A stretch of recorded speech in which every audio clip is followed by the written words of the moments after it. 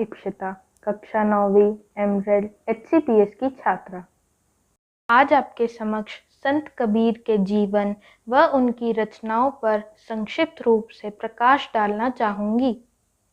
साथ ही मैं अपने विद्यालय व हमारी हिंदी अध्यापिका का आभार व्यक्त करना चाहूँगी, जिन्होंने मुझे हिंदी परियोजना कार्य करने का सुअवसर प्रदान किया।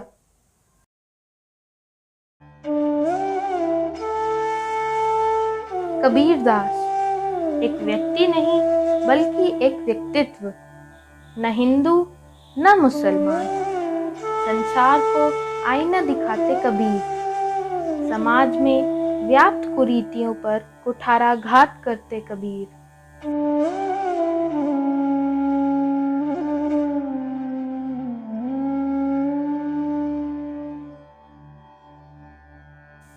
हिंदी साहित्य के महिमा मंडित व्यक्तित्व कबीरदास जी के जन्म के बारे में कुछ भी सत्यापित नहीं है।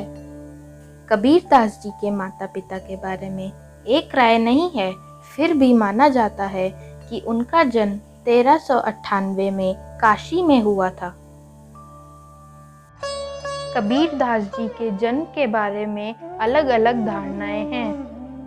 एक धारणा के अनुसार कबीरदास जी काशी के लहरतारा तालाब के एक कमल के पुष्प पर उत्पन्न हुए थे।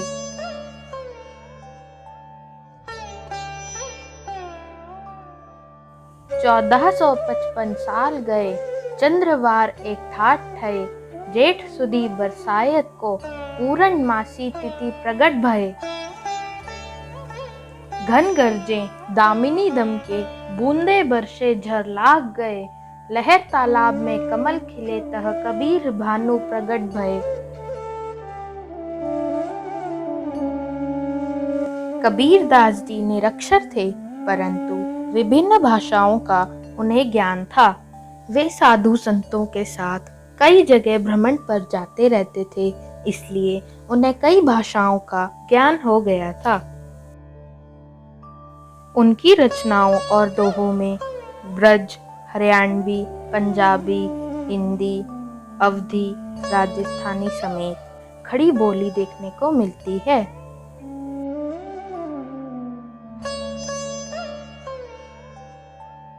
उन्होंने गुरु का स्थान भगवान से बढ़कर बताया है। गुरु पारस को अंतरो, जानत हैं सब संत, वह लोहा कंचन करे, ये करी लय महन। भावार्थ है, गुरु में और पारस पत्थर में अंतर है, यह सब संत जानते हैं। पारस तो लोहे को सोना ही बनाता है, परंतु गुरु शिष्य को अपने समान महान बना लेता है। बिन गुरु ज्ञान कहाँ से पाऊं? जब यह विचार कबीर जी के हृदय में आया तो उन्हें एक ही व्यक्ति याद आए, वे थे संत रामानंद। परंतु कबीर जी को ज्ञात था कि रामानंद उन्हें दीक्षा नहीं देंगे, क्योंकि उस समय जात पात व ऊंच नीच समाज में गहरी जड़ें बनाए हुए था। रामानंद प्रतिदिन गंगा स्नान के लिए सुबह सुबह पंचगंगा घाट पर जाते थे। कबीर जी को एक युक्ति सूझी। वे घाट की सीढ़ियों पर रामानंद जी के आने से पहले लेट गए। अंधेरा होने के कारण रामानंद जी का पैर संत कबीर पर पड़ गया। उनके मुंह से शब्द निकले, राम राम। कबीर जी ने राम नाम को ही गुरु मंत्र मान लिया और उन्हें गुरु चरणों का स्पर्श भी मिल गया। कबीरदास जी हिंदी साहित्य के एक महान कवि ही नहीं बल्कि एक समाज सुधारक भी थे। उन्होंने अपनी कल्पना शक्ति और सकारात्मक विचारों के माध्यम से कई रचनाएं लिखीं और भारतीय संस्कृति के महत्व को समझाया। कबीरदास जी भक्ति काल की निर्गुण भक्ति धारा से प्रभावित थे। उनका प्रभाव सिख, हिंदू और इस्लाम तीनों धर्मों में देखने को मिलता है। भक्ति काल के प्रमुख कवि कबीरदास जी ने अपनी रचनाओं के माध्यम से लोगों को जीवन जीने का सही मार्ग समझाया। आज प्रामाणिकता तो नहीं है, परंतु कबीरदास जी से जुड़ी कई घटनाएं प्रचलित हैं। उन्हीं में से एक घटना इस प्रकार है। एक बार मुगल शासक सिकंदर लोदी काशी आए। उन्होंने संत कबीर के बारे में जब सुना तो उस समय के वहाँ के राजा से कबीर दास जी से मिलने व उनकी वाणी सुनने की जिज्ञासा प्रकट की। कबीर जी पहले तो तैयार नहीं हुए, परंतु राजा के आग्रह करने पर उन्होंने अपनी स्वीकृति दे दी।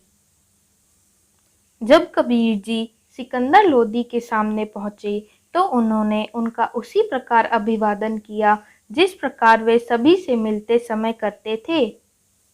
यह देखकर सिकंदर लोदी अत्यधिक क्रोधित हुए और सैनिकों को आदेश दिया कि कबीर जी को बेड़ियों से बांधकर गंगा में फेंक दिया जाए।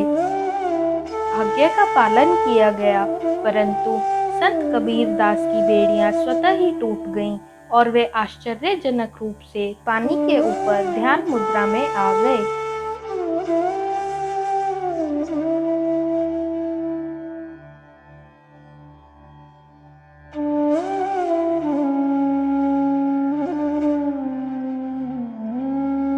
कबीर दास जी की मुख्य रचनाएं हैं साखी, सबद और रमैनी। साखी में कबीर दास जी की शिक्षाओं व उनके सिद्धांतों का उल्लेख मिलता है। सबद कबीर दास जी की सर्वोत्तम रचनाओं में से एक है। इसमें उनकी साधना का वर्णन किया गया है। इन्होंने अपने दार्शनिक व रहस्यवादी विचारों का उल्लेख किया है। इसके अलावा उनके द्वारा रचित अन्य रचनाओं में कबीर की वाणी, रामसार, ज्ञान सागर आदि प्रमुख हैं। कबीर दास जी हिंदी साहित्य के महान व्यक्तित्व थे, जिन्होंने न केवल हिंदी साहित्य को समृद्ध बनाया, बल्कि समाज में फैली हुई तमाम कुरीतियों को दूर करने का अथक प्रयास किया।